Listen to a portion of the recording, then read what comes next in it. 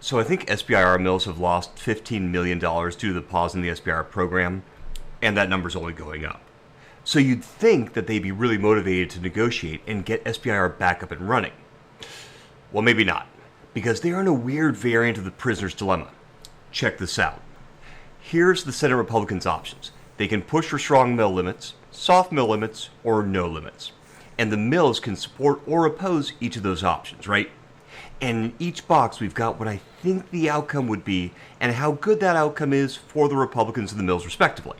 And what jumps out at me is how supporting or opposing strong limits leads to the same outcome. In either case, mill SBIR revenue goes to zero. What I also think is interesting is that I haven't seen any support from the mills for soft limits, even though by my analysis, it's a pretty great outcome for them. But instead of negotiating, it feels like the mill's strategy is to hold the SBIR program hostage, let it temporarily shut down, and hope that Senate Republicans get so much pressure that they blink and reauthorize SBIR with no limits. But this is a risky strategy because it takes time for pressure to build, and the mill's business model is a bit like a bathtub, with the faucet pouring and the drain open. So the water, revenue from new SBIR wins, comes out of the faucet, and those contracts take an average of about 15 months to complete, which is when that revenue goes away, so goes out the drain.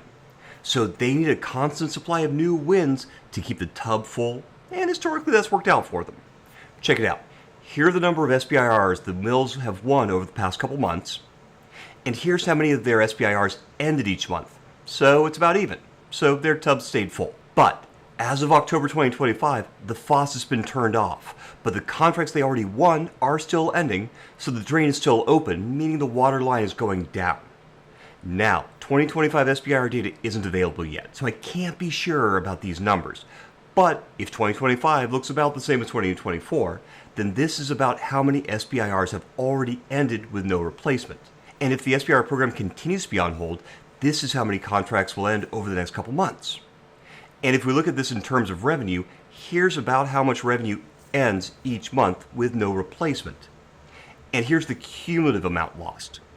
So by my analysis, the mills have already lost about 15 mil, and that number is growing fast, which I suspect means that they're either burning through savings or slashing costs. So to everyone frustrated that the mills are getting in the way of SBIR reauthorization, please keep in mind that time is not on their side.